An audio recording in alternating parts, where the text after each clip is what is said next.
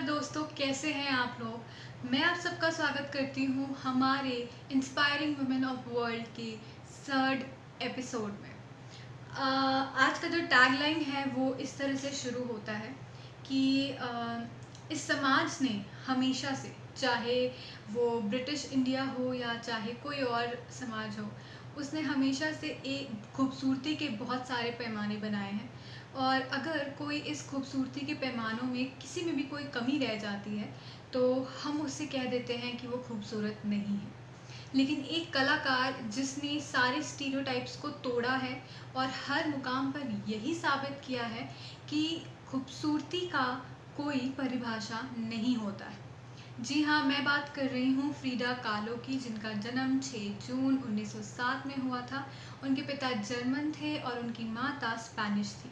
उन्होंने मेक्सिको जैसे खूबसूरत और बिजी शहर में जन्म लिया था, लेकिन फिर भी उनकी स्टोरी 1907 के हिसाब से काफ़ी मॉडर्न थी।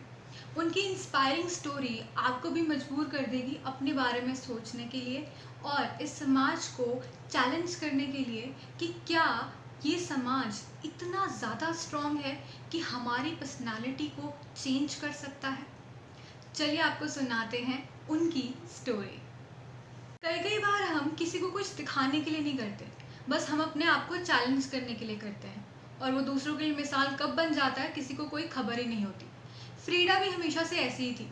फ्रीडा 1907 के हिसाब से उस वक्त लड़कियां बाहर नहीं जाती थी घर से, लेकिन उनका मानना ये था कि वो स्पोर्ट्स खेल कर रहेंगी। वो स्विमिंग, बॉक्सिंग और सॉकर जैसे गेमों को इतना पसंद करती थी कि दिन भर बस उन्हीं में लगी रहती थी। और मैं ये नहीं कह रही कि वो सिर्फ उनको मतलब उन्हें पसंद था वो खेलना। एक्चुअली में वो उनमें इतनी माहिर थी कि उस वक्त वो लड़कों को टक्कर देती थी और लड़कों की टीम कहती थी कि हम इसके साथ कोई भी रेस या हम कुछ भी नहीं करेंगे, कंपटीशन नहीं करेंगे, क्योंकि हम हार जाते हैं और हमारी बेइज्जती हो जाती है। यही नहीं, वो अपना पूरा दिन इतना ज़्यादा इन्ग्रॉस रहती थी इन सारे गेम्स में कि उन्हें याद ही नहीं रहता था कि उन्हें घर भी वापस जाना है। उसके बाद अगर मैं उनकी दूसरी बात बताऊँ तो आप लोग कहेंगे कि कैसी लड़की थी। फ्रीडा जो थी वो हमेशा से लड़कों के कपड़े पहनना पसंद करती थी।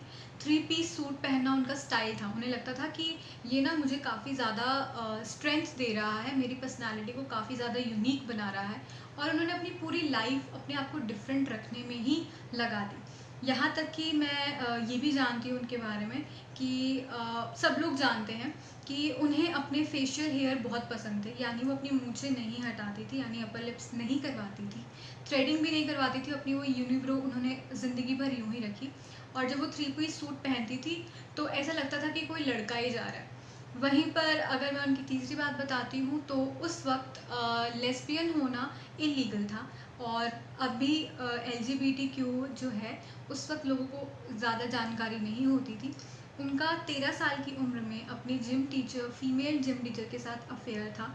जैसे उनकी माँ को इस बारे में पता चला, उनकी माँ ने जिम टीचर को भी नौकरी से हटवा दिया और फ्रीडा को उस टाइम से घर पर रखने लगी।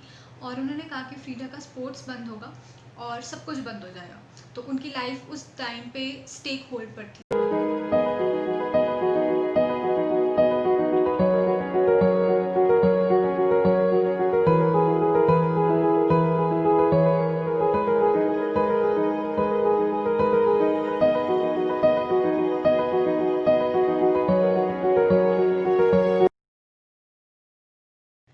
मैंने अपनी सीरीज़ में उन्हें क्यों चुना, उनकी स्टोरी इंस्पायरिंग क्यों थी, ये सवाल आप सबके मन में ज़रूर आया होगा। तो मैं आपको बता दूं कि उन्होंने हर कदम पर स्टीरियोटाइप को तोड़ा है।